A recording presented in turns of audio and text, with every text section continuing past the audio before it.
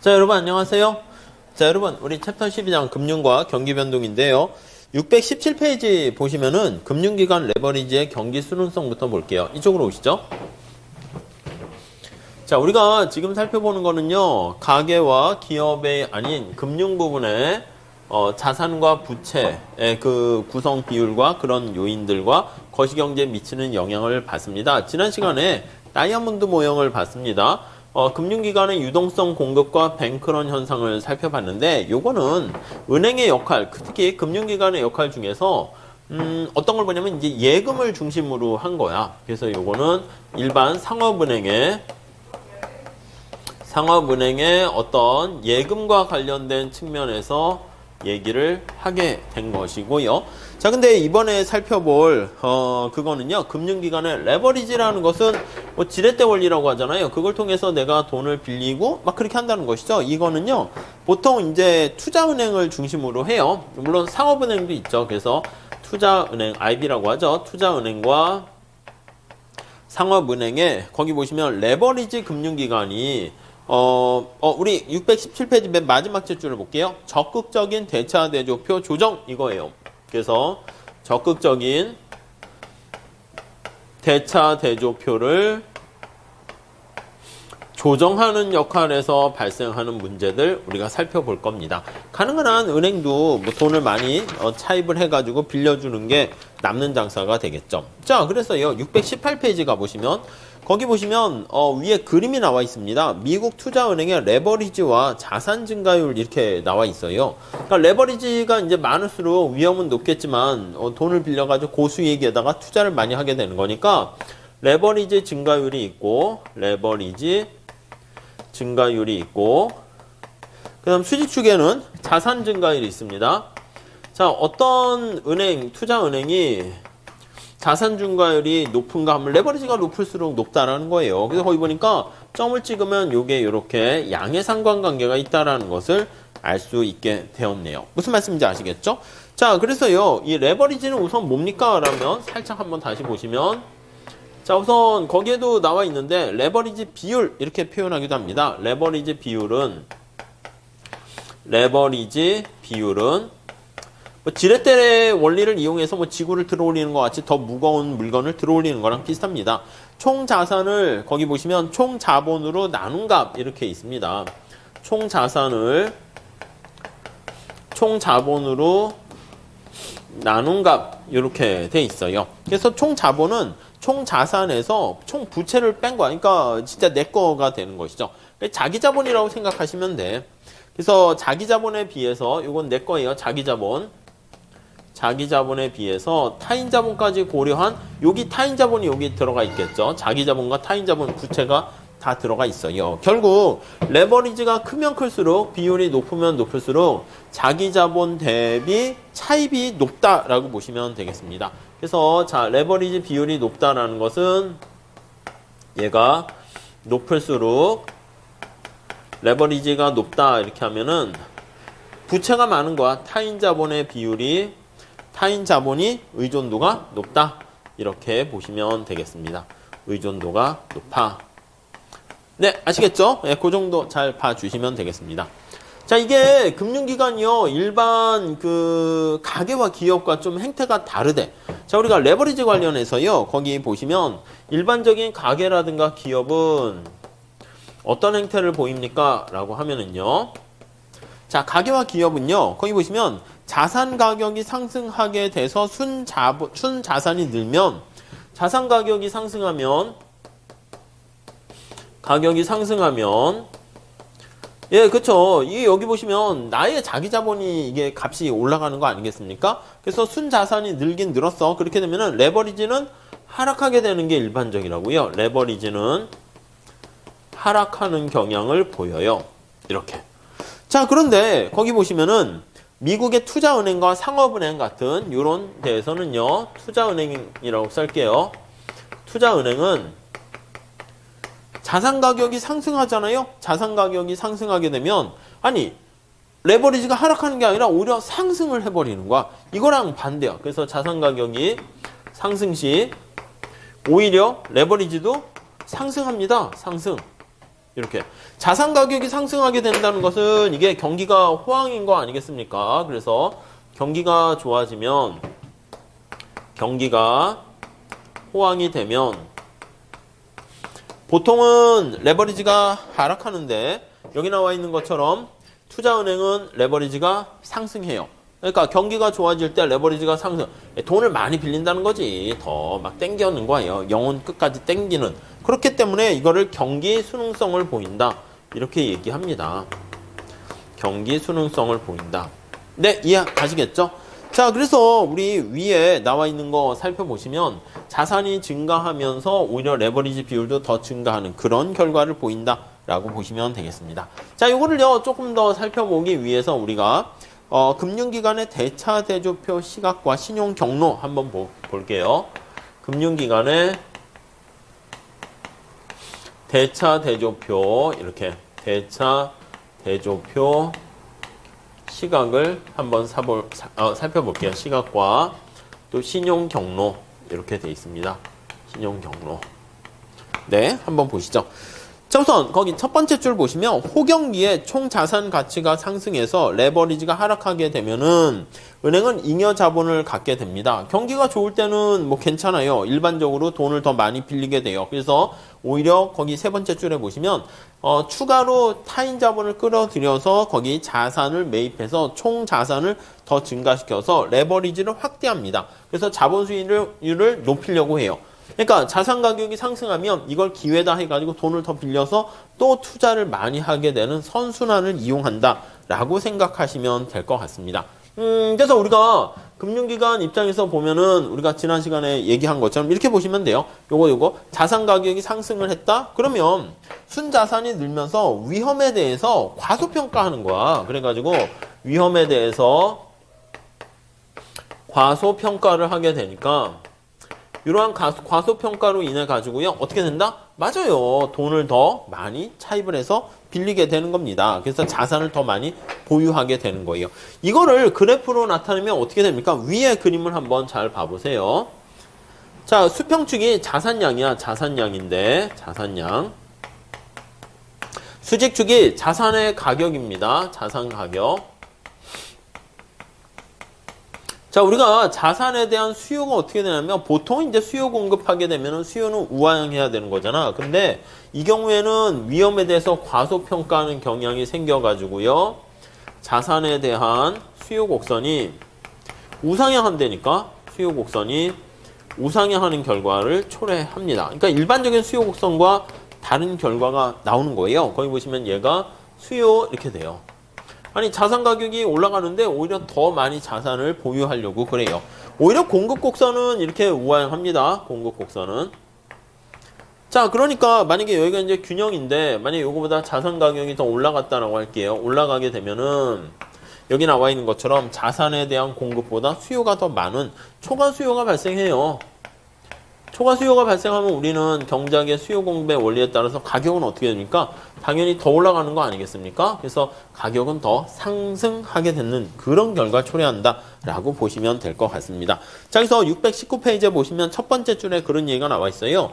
자산 가격이 상승하며 환매 조건부 채권과 같은 시장성 수신을 통해서 부채를 더 증가시키는 거야. 그래서 이게 겁이 없는 거죠. 위험에 대해서 과소평가하는 거지. 그래서 겁이 없어가지고 그래서 거기 나와 있는 것처럼 레버리지를 이용해서 부채를 더 증가시킨다라는 것을 알 수가 있습니다. 그게 바로 자산 가격의 수요 곡선이 우상향하는 거와 관련돼 있다라고 보시면 될 것 같습니다.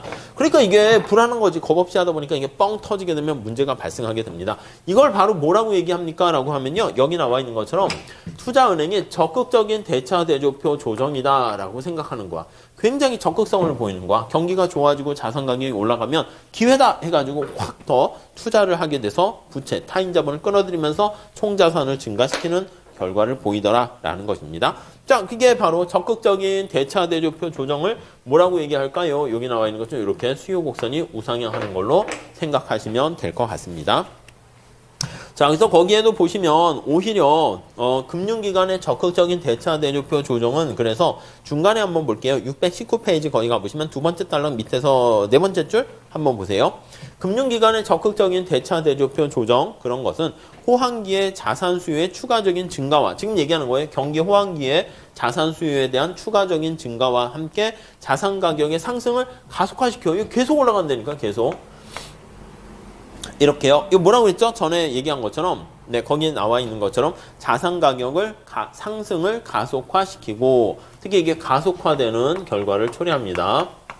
가속화시키고 자, 그런 다음에 거기 보시면은요. 반대로 불황기에는 어떻게 됩니까? 자산의 추가적인 매도와 함께 자산 가격 하락을 또 가속화시킵니다. 네, 이해 가시겠죠? 그러니까 어떻게 되면 경기 변동을 우리가 얘기하는 것은 경기 변동 관련되어 있는 거잖아요. 그래서 이러한 적극적인 대차 대조표 조정은 결론은 경기 변동을 증폭시킨다라는 것을 우리가 교훈으로 얻어낼 수가 있습니다. 그래서 이게 이제 2008년 금융위기도 이러한 현상이 작동된 것이다 라고 보시면 되겠어요. 다음 달락 볼게요. 실제로 금융기관의 레버리지 경기 순응성이라는 것은 순응성이라고 표현해요. 경기 순응성 이런 것은 2008년 글로벌 금융위기의 주요한 원인이 되었고요. 금융기관의 이러한 대차 대조표 시각 입장으로 접근해서 살펴보게 되면은 거기 세 번째 줄 보시면 1930년 대공황을 설명할 때 각광받았던 신용 경로랑 비슷합니다. 그래서 요거랑 신용 경로랑 비슷해요. 근데 약간 뭐 차이가 있긴 합니다. 밑에 다시 한번 설명드릴게요. 그래서 버냉키 의장은 뭐라고 그랬냐면 버냉키 의장은 그래서 버냉키 연준 의장은 뭐라고 그랬냐면 금융 가속기 이론은 금융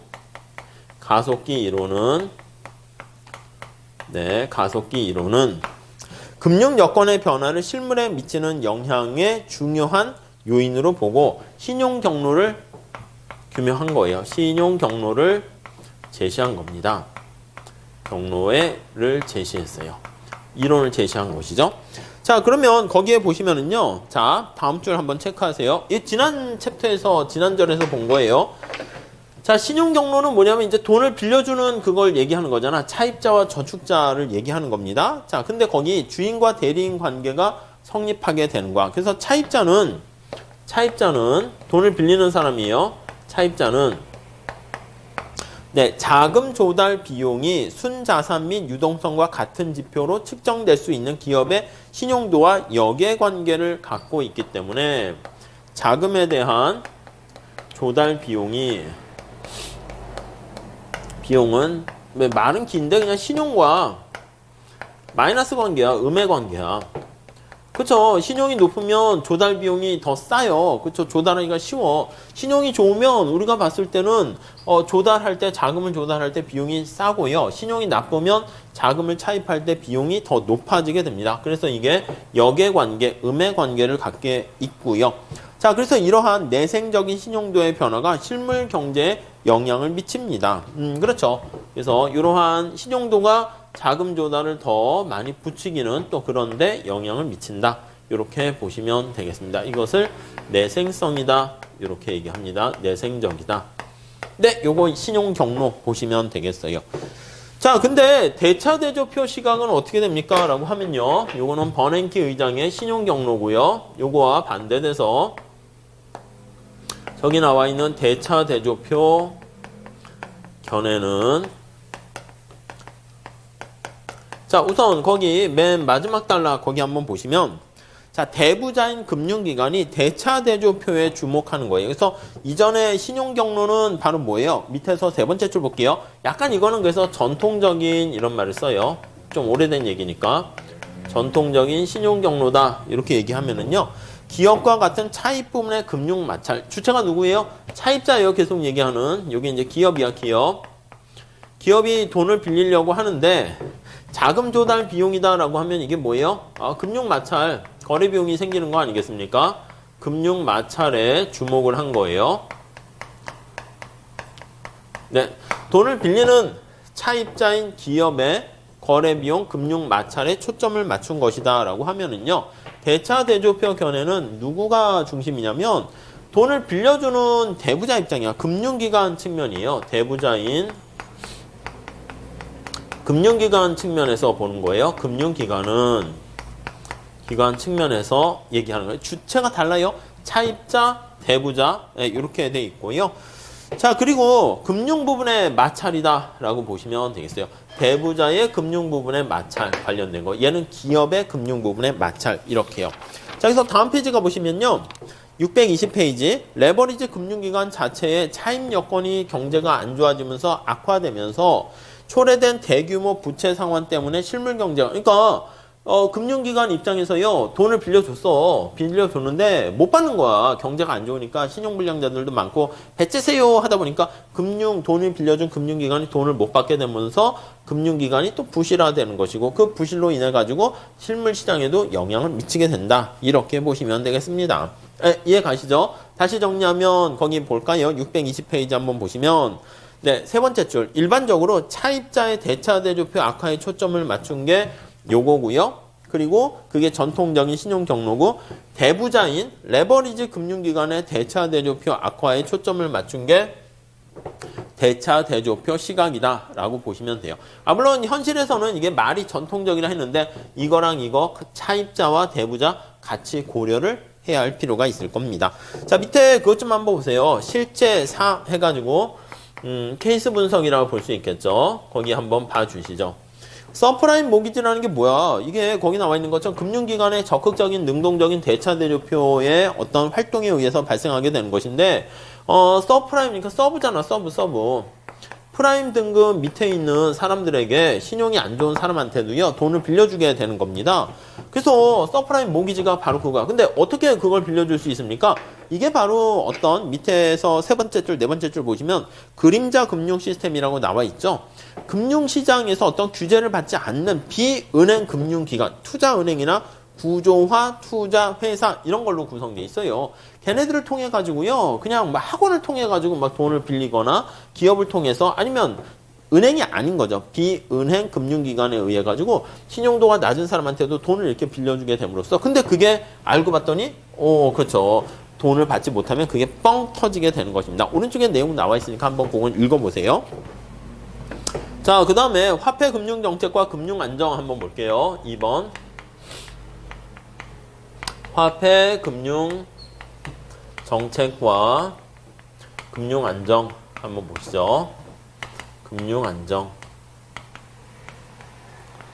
자, 우선 거기 첫 번째 줄 보시면 레버리지 금융기관들의 대차대조표 변동이 실물경제 신용공급을 주도하면서 영향을 미친다라는 거 봤습니다. 여기 레버리지 금융기관들이. 자, 그래서 그것까지 감안해서 화폐금융정책을 실시해야 된다. 다시요. 레버리지를 추구하는 레버리지 금융기관들의 네, 거기 보시면 대차대조표 변동이 대차대조표 변동을 가져오는 이러한 행동이 있잖아요. 변동을 감안해서 금융정책을 실시해야 된다라는 것입니다. 예, 그런 약간 이제 민간 부분에 어떤 약간 예상하지 못했던 부작용 이것까지 신경 써야 된다는 것이죠. 자, 여기서 네 번째 줄 거기 보시면 레버리지 금융기관은 특히 어떤 특성을 갖고 있는데 단기 차입에 대한 의존도가 높습니다. 단기 차입에 대한 비중이 높다고요. 비중이 높아 이렇게. 그러니까 여기 레버리지 금융기관들은 장기에 안정적인 유동성이 떨어지지만 안정적인 그런 자산을 단기 어떤 부채로 바꾸는 역할을 많이 한단 말입니다. 그렇기 때문에 어떤 중앙은행의 어떤 금융정책이 처음에는 장기가 아니라 단기에 어떤 금리에 영향을 미친다고요. 그렇기 때문에 이렇게 중앙은행의 금융정책이 중앙은행의 단기 금리에 보통 이제 영향을 미쳐요. 그게 이제 장단기 금리로 이제 서서히 영향을 미치게 되는데 단기 금리에 영향을 미치게 되면 그게 단기 차입의 어떤 비중의 높은 레버리지 금융기관에 영향을 줄 수밖에 없어요. 그래서 영향을 주게 되면 여기 비중이 높으니까 여기에 영향을 많이 받게 됩니다. 영향이 당연히 커질 수밖에 없어요. 그러니까 이쪽이 만약에 금융기관이 부실해지면 딴 데도 영향 미치니까 사실 중앙은행의 어떤 금리 정책 같은 것들이 조심조심 할 수밖에 없어요. 자, 그래서 거기 보시면 얘가 그거죠. 2008년 금융위기 때 2008년 금융위기 때 한번 살펴보면은 자, 거기 볼게요. 미국 증권 부문의 총자산 증가율과 연방준비 자금 금리 추이를 보면 미국의 금융 기준금리가 미국 같은 경우에 기준금리를 영향을 이렇게 변화를 시켰더니 그게 중개기관들의 대차대조표 변동을 완화시켜야 되는데 오히려 거기 보시면 대차대조표의 변동을 더 크게 만드는 거야. 그래서 변동을 크게 만드는 거예요. 변동을 증폭시키게 된 거죠. 그러니까 위기가 훨씬 더 충격이 커지게 됐다라는 것을 알 수 있게 됐습니다. 자, 금융정책의 파급 메커니즘 우리가 전에 봤었는데 거기에는 금융기관의 어떤 유동성과 레버리지 그런 것까지 고려를 하지 않은 거다라고 보시면 되겠습니다. 물론 이제 그러한 것들은 이제 다음 페이지에 나와 있듯이 2008년 금융위기에 그 씨를 뿌리게 된 것은 그 이전부터 저금리의 기조가 쫙 있었어요. 그러니까 돈을 빌려가지고 이자 비용 별로 없이 그냥 돈을 막 대출해서 막 할 수 있었던 그런 샴페인을 터트리는 약간 그러한 분위기가 사회에, 미국 사회에도 내재돼 있다가 그게 이제 금리에 크게 영향을 받게 된 것이다 라고 보시면 되겠습니다. 자, 이 정도 좀 약간 어떻게 보면 화폐금융론 얘기고 금융시장 얘기인데 좀 잘 봐주셨으면 좋을 것 같습니다. 자, 622페이지 가보시면 다음 네 번째. 정부의 자산, 부채와 거시경제. 이번엔 정부를 볼게요. 금융시장에 대해서, 금융기관에 대해서 살펴봤고 가계와 기업에 대해서 봤었는데 그 다음에는 정부의 자산과 부채 그리고 부채와 거시경제. 네, 이렇게 되어 있습니다. 네, 한번 보시죠. 자, 정부의 예산지약식 거기 나와 있는데 한번 체크해 볼까요? 정부의 예산지약식은 자, DT 이렇게 나와 있습니다. 이게 T기 말의 정부 부채예요. 그러면 1 플러스 거기 보시면 IT 그 다음에 전기에 국채 발행해서 그 금리만큼을 줘야 되고 마이너스 PBT 플러스 SFAT 뭐의 약자인가만 한번 체크해 보시죠. 자, 이거는 이제 T기에 해당하는 정부 부채 이렇게 보시면 되겠고 하점자는 기간이에요. 정부의 부채, 국가 채무 이렇게 보셔도 될 것 같습니다. 자, 다음에 이거는 스몰 i니까 이거 명목 이자율이라고 보시면 되겠어요. 명목 국채 이자율 이렇게요. 명목 국채 이자율. T-1기에 발행한 정부의 부채에 대한 이자율이 되겠죠. 자, 그리고요, 요거요. 얘는 뭡니까? 하면은, 거기 보시면, 기초재정수지, 프라이머리 해서 P라고 쓴 것 같아요. 피스컬 밸런스라고 되어 있습니다. 그래서 얘는 T기의 정부의 조세 수입에서 T기의 정부 지출을 뺀 겁니다. 그래서 재정수지다. 이렇게요. 기초, 프라이머리 해가니까 이제 뭐 중요한, 가장 기본이 되는 그런 뜻이죠. 자, 그 다음에, 기존 채무의 이자 지급을 제외한 그게 거기 나와 있고 요거는 이제 거기 보시면 스톡 플로우 조정항 이렇게 있습니다. 스톡 플로우 조정항. 그러니까 우리가 이제 요거는 이제 유량과 저량과의 그 관계를 약간 매개해 주는 기타 잔차 이렇게 보시면 되겠습니다. 자, 거기 보시면은 이 재정수지 이외에 국가 채무에 영향을 미치는 기타 등등인데 뭐가 있습니까? 라고 하면 구제금융과 구제금융, IMF 구제금융 그런 거 생각하시면 되겠어요. 거기서 공기업 출자 이런 것들이 이 공기업도 다 어떻게 보면 국가 채무에 이제 또 들어가게 된다라고 생각을 하시면 되겠습니다. 자, 이걸요 그냥 정부의 어떤 부채 상태를 보기엔 그러니까 GDP 대비 보는 게 좋겠죠. 그래서 양변을 GDP로 나눠준 거예요. 자, GDP로 나눠준 식이 거기 바로 밑에 나와 있네요. 그래서 DT 이렇게 돼 있어요. 자, 이거를 GDP를 Y라고 하면 요거 T로 이렇게 나눠준 거죠. 정리를 이걸 하면 돼. 여기다가 이거 Y로 쭉 해서 정리를 하시면 돼요. 거기 밑에 정리가 잘 돼 있어요. 자, 그래서 이걸 마무리 정리한 결과만 보시면은요. 이것도 그냥 암기하셔도 될 것 같아요. n에다가 t 1 플러스 i에다가 t 그 다음에 d에 t-1 마이너스 소문자로 썼습니다. 그래서 y로 나눠준 거는 sf a t 이렇게 돼 있습니다. 아시겠죠? 그러면 얘가 뭡니까 하면 얘가 GDP 대비 국가 채무의 비율이다. 이렇게 보시면 되겠죠. GDP 대비 국가 채무의 비율이다. 네, 이렇게 정리를 하시면 될 것 같습니다. 그리고 이제 네, 요거 보시면 요 n은 y로 나눠준 것이죠. 그래서 명목 GDP 성장률 이렇게 돼 있고요. 명목 GDP 성장률. 네, 이렇게 돼 있습니다. 성장률.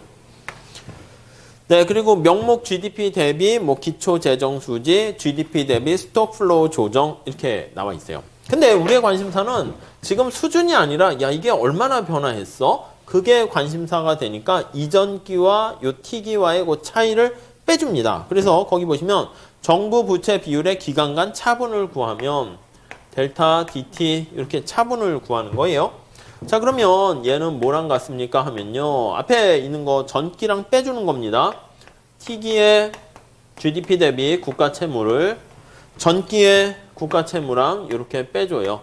T-1기, T-1기 이렇게요. 그래서 이걸 쭉쭉쭉 정리를 하게 되면은 뭐랑 같아집니까 하면 거기에 중간에 빼준 것도 거기 나와 있는데 최종 결과를 잘 보시죠. RT-GT 그 다음에 국가채무 T-1 P, B, T 플러스 S, F, A, T 이렇게 되는 것을 알 수가 있어요. 그래서 약간 이렇게 비슷하게 되는 것이죠. 자, 우리가 여기서 보려고 하는 것은요. 다음 페이지 첫 번째 줄 보세요. 자, 요거는요, 이제 전기와 이걸 뺐으니까 물가상승분을 제거하는 거죠. 명목이 아니라 실질 국채 이자율 이렇게 되는 것이고요. 국채 이자율. 자, 그리고요, 요거요, G는 거기 앞에서 나온 실질 GDP 성장률이에요. GDP 성장률. 네, 그렇게 되는 것이고. 그 다음에 거기 보시면 네, 그 앞에 여기 보시면은 그 앞에 그 파이가 들어가 있잖아요. 그게 인플레이션율 그렇게 해서 표현을 한다라고 하면은 요거 식을 좀 변화를 시킬 수 있을 거예요. T기의 요 파이를 인플레이션율 이렇게 얘기하면 인플레이션율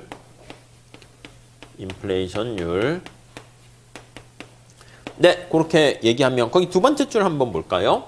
그래서 위에 명목 GDP 성장률 이거 나타낸 거 있잖아요. NT, 요 명목 GDP 성장률은 1 플러스 물가 상승률만큼 고려를 해요.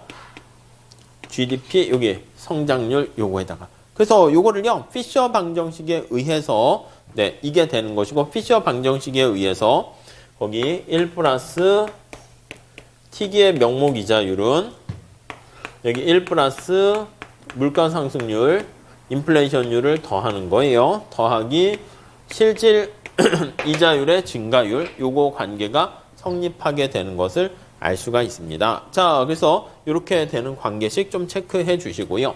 결국 국가 채무 비율이 언제 올라갑니까? 라고 하면요. 여러 가지 변수들 요인이 있는데, 자, 거기 보시면 263페이지. 네, 거기 두 번째 단락 보세요. 정부 부채 비율은 주어진 기존 채무 수준에서 실질 국채 금리, 성장률 간의 격차, 그리고 기초 재정 수지, 스톡 플로우 조정 등의 요인에 따라서 변하는데, 자, 요거 나타내는 요거 있잖아요. 요거요. 요거는 뜻이 뭡니까? 라고 하면은요. 요거는 기존 채무에 대한, 기존 채무죠. T-1기니까 기존 채무에 대한 실질 이자 부담 비율이다. 경제 성장률만큼 실질 이자 부담이 그거 빼진 나머지를 나타내는 거죠. 그래서 거기 보시면은 뭐 기존 채무에 대한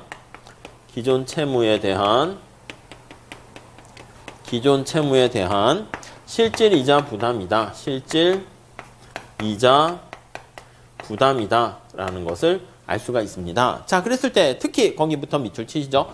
국채 발행 금리가 높거나 경제 성장률은 낮은 경우, 이 G가 낮은 경우에요. 그래서 R이 높거나 G는 낮아지거나 또는 기초 재정 수지가 적자. 요건 앞에 마이너스니까 얘가 낮아지면 이해 가시죠? 여기다 보시면 얘가 높거나 얘는 낮거나 얘는 높거나 얘는 낮거나 그렇게 되었을 때 정부의 부채 비율은 상승한다. 언제 상승하는가? 그게 나와 있습니다. 오케이, 그렇죠? 자, 그 다음에 거기 보시면은 일반적으로 국채와 관련된 국채 금리는 뭐에 의해서 영향을 받습니까? 라고 하면 이 국채잖아, 국채. 국가의 부도 가능성에 영향을 받죠. 그래서 국가의 부도 확률이 영향을 미치게 되는 것이죠. 자, 그렇기 때문에 정부 부채가 일정 수준을 넘어서서 부채가 커지면 국가 부채가 증가시 부도 확률은 어떻게 됩니까? 당연히 높아지지 않겠습니까? 부도 확률이 높아지게 되면 또 채무는 또 당연히 더 올라가게 되는 거 알 수가 있습니다. 왜요? 위험 프리미엄이 오히려 리스크가 커져서 상승한다 이렇게 보시면 되겠네요. 자, 여기서 밑에 거기 보시면 다음 단락 세 번째 단락 보시면 2008년 글로벌 금융위기 이후에 유럽이 과다한 국가 부채가 많이 있었죠. 유럽의 과다 국가 채무국 그리고 선진국의 국가 채무 비율이 미국도 그래요. 선진국의 국가 채무 비율이 증가하게 되는 거죠. 비율이 이렇게 과다하게 증가하게 되는 모습을 보이게 되었는데 이게 금융위기로 시작된 경기 침체에 정부가 개입을 해야 되는 거죠. 돈을 많이 쏟아부는 거죠. 그러다 보니까 세수는 줄어드는데 정부 지출은 자꾸 쓰게 되고 그러다 보니까 악순환이 발생하는 거야. 돈을 우리가 세금을 거둘 수 없으니까 본드를 발행했는데 본드에 대한 이자 관련된 비용도 증가해야 되고 여기 나와 있는 국가부도 확률도 올라가게 되니까 프리미엄 때문에 채무는 자꾸 기하급적으로 악순환을 보이면서 커지게 되는 것을 알 수가 있습니다. 아셨죠? 자, 이 정도 봐주시고요. 다음 5번 거시경제 과다부채와 대차대조표 불황 한번 볼게요. 이쪽에서 보시죠.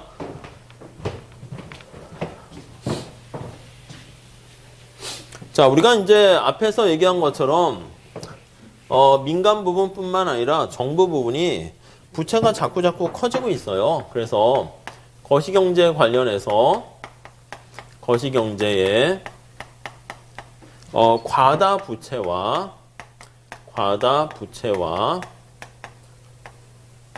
네, 거기에 부합하는 대차대조표 불황 한번 볼게요.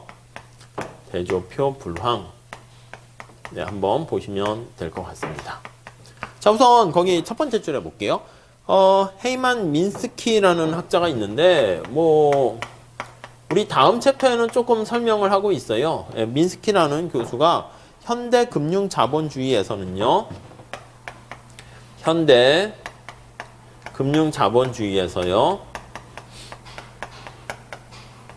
자, 거기 보시면 소비, 투자 등의 경제 행위를 위한 경제 주체의 자금 조달과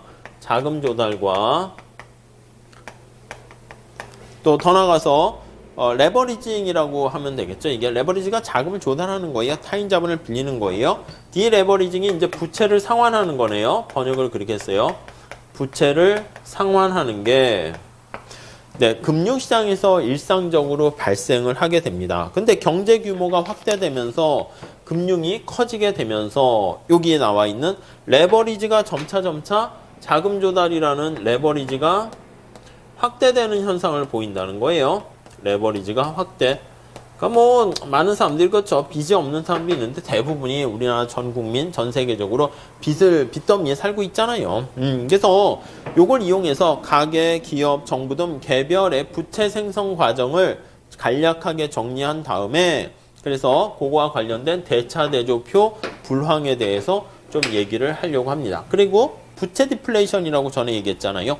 자, 여기서 이제 민스키와 오스트리아 학파라는 얘기, 그거는 이제 다음 챕터에 좀 설명이 있는데 우선 이 앞에 있는 내용까지만 좀 보도록 할게요. 자, 과다 부채가 어떻게 생성되는가 한번 볼게요. 과다 부채가 형성되는, 생성되는 메커니즘 이렇게 있어요. 메커니즘. 네, 한번 보시죠. 우선 첫 번째 줄 볼까요? 가계 한번 볼게요. 가계. 자, 우선 가계는요. 거기 보시면 개별 가계에 따라 소비와 자산을 매입 시 부족한 자금을 금융기관을 통해서 조달을 합니다. 그리고 소득과 자본이득으로 상환합니다. 그렇죠. 금융기관에서 자금을 차입을 해서요. 차입을 해서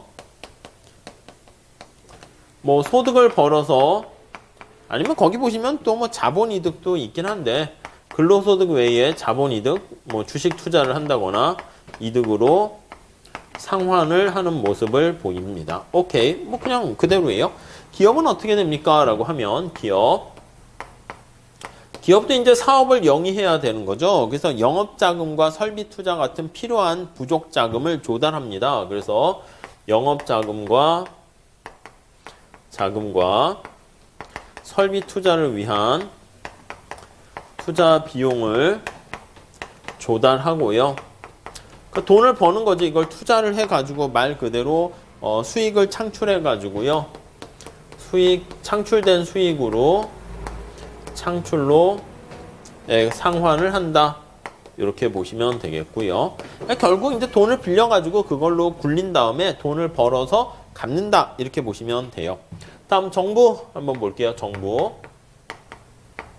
돈을 빌리는 차입과 갚는 그 과정을 보는 거죠. 사회 간접이나 대규모 자금 조달 과정을 통해서 조세의 평화란 목적으로 조세 평화라는 게 있죠. 텍스를 스무딩하게 만듭니다. 레버리지를 이용하게 됩니다. 그러니까 정부도 뭐 사회 간접 자본이라든가 정부 지출 이런 거를요. 또 조세를 통해 가지고 갚는다. 이렇게 보시면 될 것 같습니다. 자, 근데 레버리지라는 게 이제 돈을 빌리는 거잖아요. 그래서 이 레버리지가 확대되는 과정이 어떻게 되는가 지금 보려고 하는데 다음 단락 볼게요. 레버리지의 경기 수능성은 부채 확대를 가져온다. 이렇게 나와 있네요. 자, 그래서 요거 메커니즘을 보기 위한 거니까 내가 돈을 빌렸던 어떻게 됐던 아니면 자산 가격이 올라갔습니다. 앞에서 얘기했습니다. 거기 보시면 경기 호황이 지속되면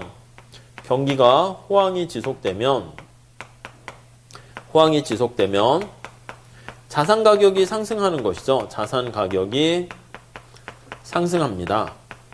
오케이. 이해가 되시죠?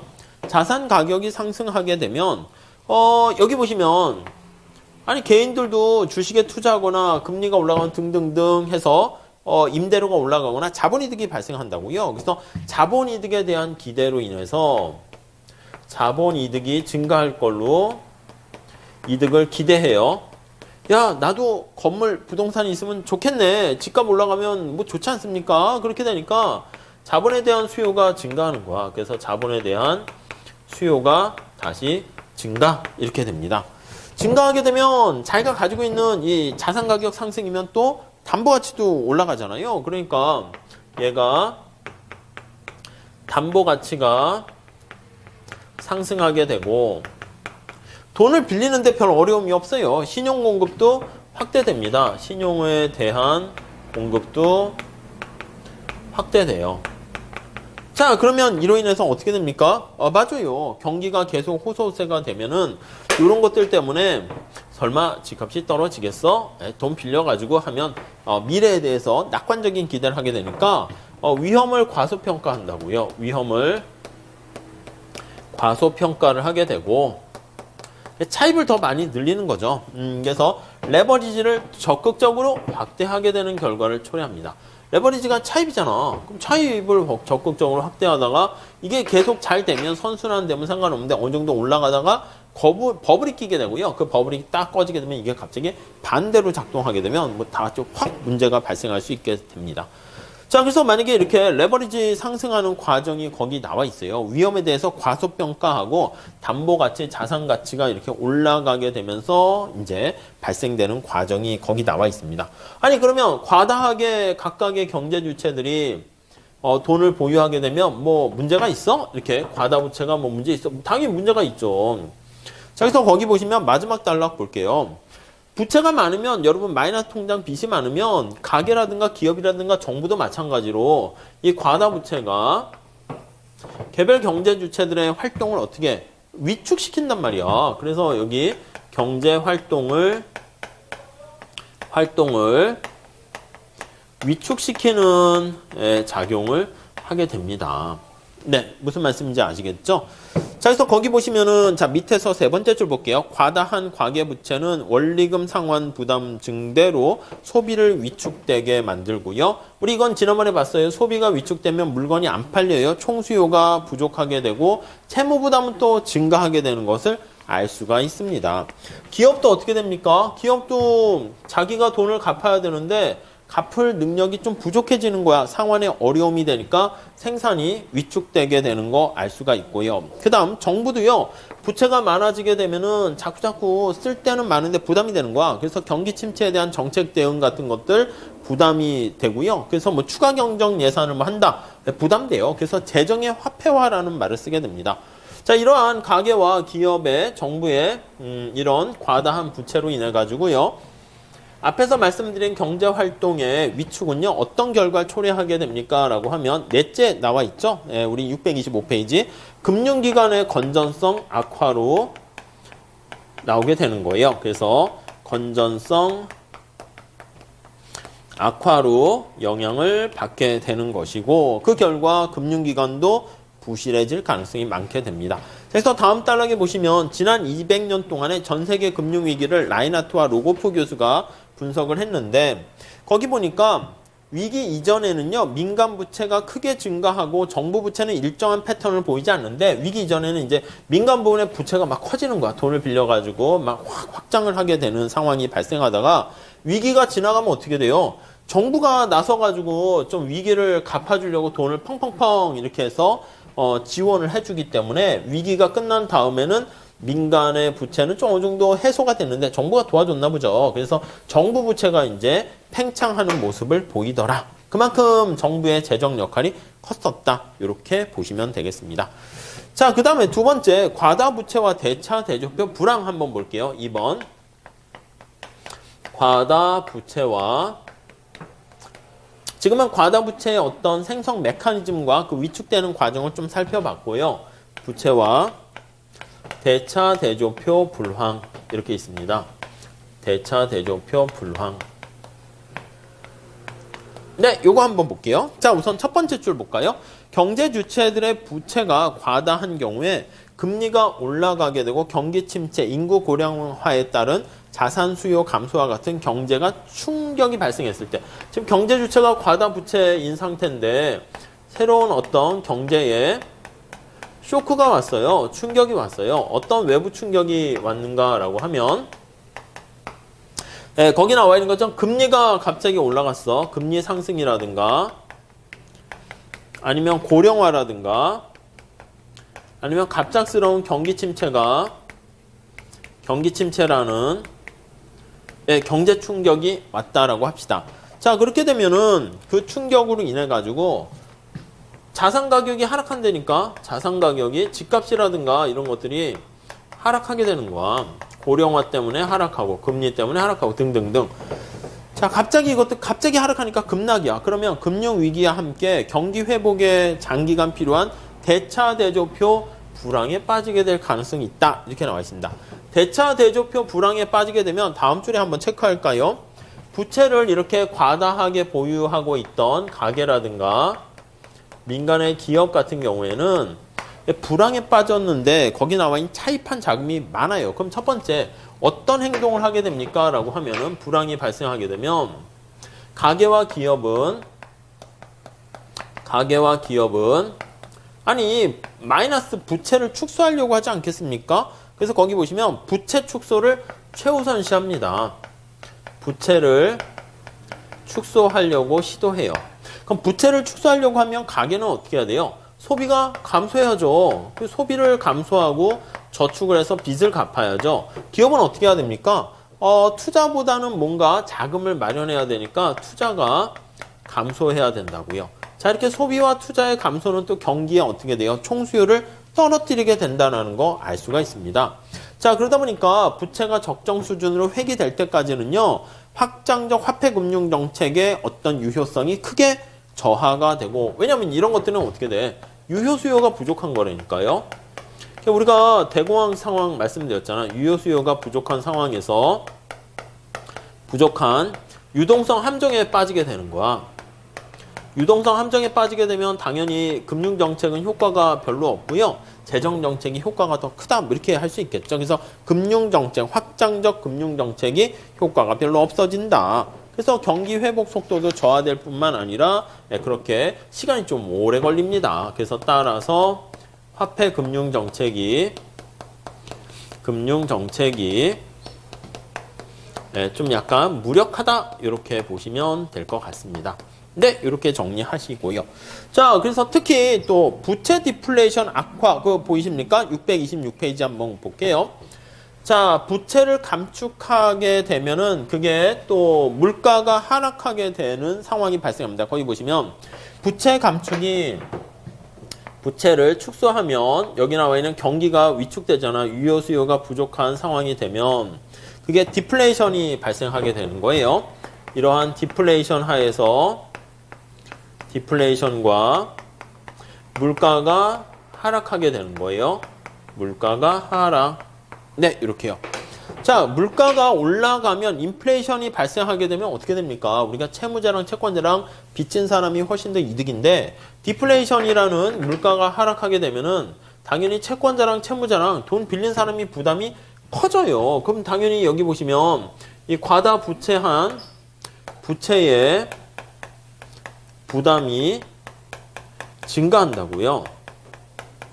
돈을 갚아야 될 게 훨씬 더 실질적인 금액이 더 커지게 되는 겁니다. 자, 그렇게 되면은 그거에 빠지게 되면 역시 화폐 금융 정책 무력하게 될 가능성이 많이 있게 됩니다. 무슨 말씀인지 아시겠죠? 그래서 두 번째 단락에 보시면 실제 2008년 리먼 브라더스 사태 이후 또는 그럴 때 거기 보시면 미국 연준과 영란은행이 본원 통화를 2배 이상 확대시켰어. 근데 유동성 함정에 빠진 상황이야. 그러니까 정부 정책이 효과를 별로 보지를 못해요. 자, 거기 보시면 90년대 이후부터 잃어버린 20년 일본 같은 경우에도 제로금리 정책을 유지해가지고 금리가 거의 제로로 갔는데 경기 침체가 계속 지속되는 상황을 보이고 있네요. 그래서 화폐 금융 정책이 이렇게 무력하다라는 거 우리가 알 수가 있겠습니다. 자, 그렇게 되어 있고요. 다음에 6번째 살짝 한번 볼게요. 금융시장과 거시경제 정책 이렇게 나와 있어요. 금융시장과 거시경제 정책 이렇게 있어요. 자, 그래서 우리가 이제 지금 앞에서 살펴봤던 거를 감안해서 화폐 금융 정책을 실시해야 된다는 거예요. 자, 그래서 우리가 수익률 곡선과 화폐 금융 정책 이렇게 나와 있네요. 화폐 금융 정책. 자, 우리가 수익률 곡선은 지난 시간에 수익률 곡선이 뭔가 봤습니다. 수익률과 만기와의 관계를 나타낸 것인데, 자, 거기 첫 번째 줄 볼게요. 이 수익률 곡선은 항상 우상향하는 것은 아닙니다. 일반적으로 통상적으로 우상향하지만 일반적으로는 우상향하지만 우하향할 수도 있어요. 거기 네 번째 줄 보시면 장단기 수익률 스프레드라고 나와 있습니다. 그래서 다음 줄 볼게요. 단기 수익률보다 장기 수익률이 높게 되면은 이게 우상향하게 되는 형태를 보이게 되는 것이죠. 그렇죠? 그래서 여기가 만기 수익률 이렇게 있었어요. 네, 이렇게 돼 있고요. 자, 경기가 침체될 것 같으면 수익률 곡선은 우하향하고요. 좋아질 것 같으면 우상향한다. 그래서 이러한 영향을 미치는 것은 여기 기대가 반영돼 있기 때문이다. 이렇게 우리가 얘기를 했었죠. 자, 다음 페이지 넘어가 보도록 하겠습니다. 자, 그래서 거기 보시면은요, 628페이지 가보시면 장단기 수익률 중에서 거기 불황이라고 위에 그림에 띠 모양 돼 있잖아. 그때는 수익률이 곡선이 이렇게 우하향하게 돼서 장단기 수익률이 이렇게 뒤바뀌게 되는 형태를 보일 때 그때가 바로 이제 경기가 침체되는 그런 상황과 연결이 돼 있다라고 보시면 될 것 같습니다. 자, 그래서 경기 침체 직전과 그런 얘기를 하고 있는데, 자, 오른쪽 629페이지에는 거기 수익률 곡선과 화폐금융정책 거기 나와 있어요. 경기 침체 직전 단기 기대 수익률, 그리고 경기 침체기에 단기 기대 수익률이 거기 그래프로 나와 있는데, 요거는 여러분들 그냥 한번 봐주시면 될 것 같습니다. 아셨죠? 그냥 뭐 ISLN 곡선 얘기하는 것이니까 그거 그냥 참고로 한번 봐주시고요. 다음 우리는요, 두 번째 주식시장과 거시경제 정책 한번 볼게요. 주식시장과 경제 정책. 자, 우선 그래서 첫 번째 보시면 화폐금융정책 한번 볼게요. 화폐금융정책. 자, ISL은 곡선의 복습이다라고 생각하시면 되겠습니다. 화폐금융정책. 자, 우리 거기 보시면 밑에 그래프가 나와 있잖아요. 그 그래프 내용을 한번 잘 볼게요. 중앙은행이 확장적 금융정책을 실시했다라고 할게요. 여기가 Y고 명목이자율로 표현을 했습니다. IS, LM 이렇게 돼 있어요. 자, 그랬을 때 거기 나와 있는 것처럼 LM 곡선이 우측 이동하는 거야. 그래서 통화량을 증가시켰다. 그러면 LM이 이렇게 우측으로 이동했습니다. 우측 이동하게 되면은 자, 균형점이 여기 A에서 B점으로 가게 되는 거 알 수가 있습니다.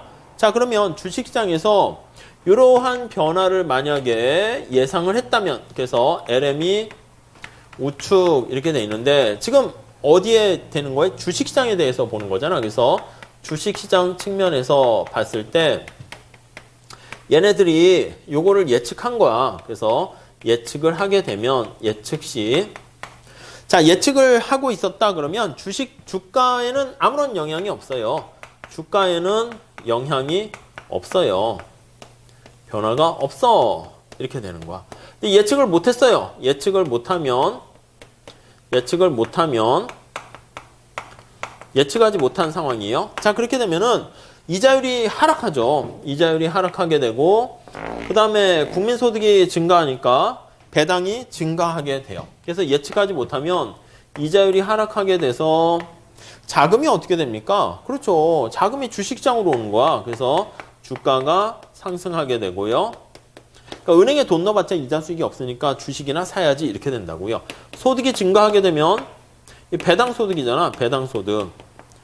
배당소득이 증가한단 말이야. 그래서 증가하게 되면 역시 또 주가 상승으로 영향을 미친다. 이렇게 보시면 될 것 같습니다. 그래서 확장적인 확대금융정책을 실시하면 주식시장에 긍정적인 시그널을 가져다 주게 된다. 물론 갑자기 해야지. 다 알고 있으면 예상에 반영된 것이죠. 자, 그렇게 정리하시면 되겠고요. 다음에 631페이지 거기 위에 가보시면 재정정책과 주식시장 그게 나와 있어요.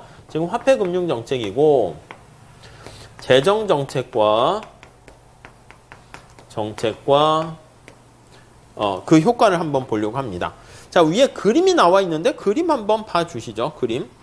자, 그림을 보시면 재정정책이니까 IS가 우측 이동하는 거 보이시죠? 그래서 IS 곡선이 이렇게 우측으로 이동했어요. IS0에서 IS1 이렇게 우측 이동했습니다. 자, 그때 거기 보시면 LM 곡선의 기울기가 완만하냐 가파르냐에 따라서 LM0 이렇게 있고요. LM1 이렇게 있습니다. 이렇게 있네요.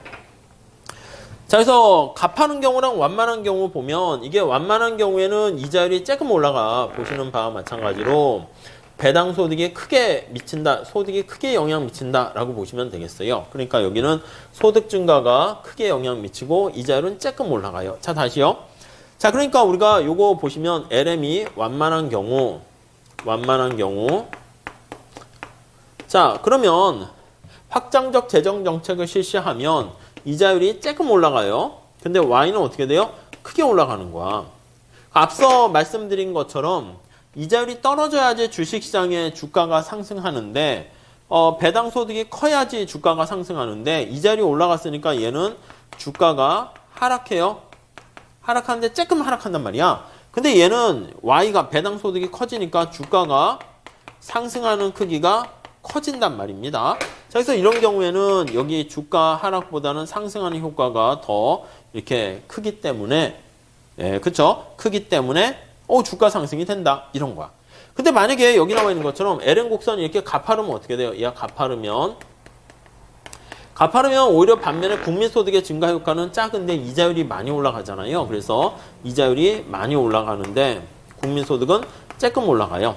그러면 주가 하락이야. 얘는 주가에 하락 영향을 미치는 것이고 얘는 주가가 상승하는 효과에 영향을 미치는데 하락하는 게 상승하는 것보다 커진다. 이렇게 볼 수가 있겠죠. 그래서 재정정책을 실시했을 때 이자율과 관련된 그리고 배당소득, 소득의 증가와 관련된 게 어떤 게 크냐에 따라서 결과가 달라진다. 이렇게 보시면 되겠습니다. 자, 그 다음에 632페이지에 거기 보시면 이자율 상승을 우려해가지고요. 만약에 확장적 금융정책을 또 실시하거나 그렇게 되면 어떻게 돼요? 그럼 이자율이 떨어지잖아. 그럼 주식시장에 더 긍정적인 효과를 미치고요. 만약에 인플레이션을 우려해가지고 오른쪽 그림에 나와 있는 거예요. 통화량을 오히려 줄이게 된다라고 하면 경기, 이게 국민소득이 팍 위축이 되기 때문에 그때는 주가 상승보다는 좀 하락하는 데 영향을 미친다. 이렇게 보시면 되겠습니다. 자, 그 다음 마지막으로 7번 살짝 간단히 보도록 하겠습니다. 자, 여기서 볼게요. 여기서. 이렇게 금융시장이 굉장히 거시경제랑 밀접한 영향을 미치게 되었고 그래서 금융시장도 좀 감독을 해야 되겠구나를 느끼게 되는 거야. 그래서 금융에 대한 안정과 거시 건전성 정책 이렇게요. 이것도 뭐 간단한 읽어보시면 되는 거지만 그냥 가볍게 한번 포인트만 봅시다. 자, 첫 번째 줄에 크로켓에 의하면 미시 건전성 감독 그리고 다음 줄에 가보시면 거시 건전성 감독 이렇게 나와 있어요. 자, 그래서 건전성 감독은 미시와 거시로 이렇게 나눌 수가 있네요. 미시다라고 하면은요. 자, 이렇게 볼까요? 금융기관의 건전성 감독을 할 때요. 요게 이제 미시적인 측면이 있고요. 거시적인 측면이 있어요. 미시적인 측면이라고 하면은 말 그대로 개별 경제 주체들을 보는 거야. 그래서 개별, 그게 중요하죠. 두 번째 줄에 보시면 개별 금융회사의 파산 위험 제어. 그러니까 개별 금융회사의 파산 위험을 제어하는 거야. 줄이게 되는 겁니다. 아시겠죠? 자, 다음 세 번째 줄 보시면 거시는 뭐예요? 거시적인 측면은 국가경제 전체 하는 거랑 비슷해요. 거시적인 접근법이라는 게 시스템 위험이 개별 금융회사의 집합적인 행동에 의해서 개별 개개인들의 금융기관들의 집합적인 행동에 의해서 발생하는 어떤 파생 효과 같은 거 있잖아요. 그런 내생적인 효과. 그리고 구성의 오류 이거 있잖아. 아니 금융 시스템이 좀 불안하니까 개별 금융 기관은 대출을 줄이고 그렇게 소극적인 행동을 하는데 그게 전체적으로 봤을 때는 바람직하지 않은 결과를 초래하는 게 대표적이다. 이렇게 보시면 되겠습니다. 자, 다음 페이지 가보시면 거시 건전성 정책이랑 이렇게 나와 있어요. 1번 거시 건전성 정책이란 네, 요거에 대한 얘기가 있습니다. 첫 번째 줄에 보시면 금융 안정 차원에서 시스템 리스크를 억제하기 위해서 건전성 정책 수단을 도입, 설계하는 겁니다. 그게 금융 부분이 실물시장에 영향을 미치기 때문에 그것이 전체적으로 봐야겠다. 뭐 그런 얘기입니다. 자, 거기 보시면요. 두 가지 시계열 차원이 있고 횡단면 차원이 있습니다. 뭐 가볍게 그냥 정리하시면 될 것 같고요. 그냥 넘어가셔도 될 것 같습니다. 한번 잘 보시고 아무튼 시스템이 굉장히 중요하다라는 것들 보면서 정리하시면 될 거예요. 다음 두 번째 한번 볼게요. 거시 건전성의 정책인데 그럼 정책 수단이 있니? 그렇게요. 거시 건전성 정책과 관련된 수단 한번 살펴봅니다. 수단. 네, 이렇게요. 자, 거기 보시면 1번에 경기 순응성 완화를 위한 수단이 있습니다. 뭐 완충 자본금, 담보 할인율, 증거금, 예상 손실, 대손 충당금 이렇게 나와 있고요. 또 국가별 정책 수단도 좀 나와 있어요. 그냥 한번 좀 보시고요. 그다음 635페이지에 금융기관 시스템 중요성 관련된 정책 수단 해가지고 바젤 3에서 자본 유동성 규제 강화 뭐 이런 거라든가 아니면 대형 금융기관의 도덕적 해이라든가 아니면 장외 파생 상품 같은 것들 야 그거 좀 이렇게 축소하고 제한한다 뭐 이런 것들이 거기 나와 있습니다. 여기서 뭐 그냥 이런 것들은 금융시장과 관련된 뭐 그런 거니까 시험 문제 내기보다는 뭐 금융공기업 같은 데 가실 때는 뭐 이렇게 좀 내용해서 아는 척 하면 좋긴 하겠지만은 뭐 시험에서 이렇게 모형 가지고 하는 건 아니니까 그냥 가볍게 정리하시면 될 것 같습니다. 자, 이렇게 해가지고요. 챕터 12장 금융과 거시 경제 관련된 경기 변동 살펴봤고요. 챕터 13장은요. 그냥 거시경제 관련해가지고 이제 전체적인 흐름을 좀 설명하고 있어요. 고전학파, 케인즈학파서부터 얘기를 하면서 그 다음에 더 나가서 맞아요. 최근에 어떤 행동경제학까지 설명하고 있는데 요거는 제가 뭐 이 강의 시간에 하지 않고요. 그냥 제가 따로 촬영을 해가지고 간단하게 보기 좋게 유튜브 제 채널 아시죠? 거기에다가 올려놓을 테니까 여러분 시간 나실 때 한번 그냥 보시면 될 것 같습니다. 아니면 그거 굳이 보실 필요 없고 책에 좋은 내용들이 잘 많아서 그 책을 제가 잘 전달하는 역할을 하게 되는 거니까 책을 빠르게 여러분들 한번 쫙 읽어보시고 정리를 하시면은 제가 봤을 땐 충분하지 않나 하는 생각을 해봅니다. 아셨죠? 자, 여기까지 하고요. 거시경제 수업을 마무리 짓도록 하겠습니다. 감사합니다.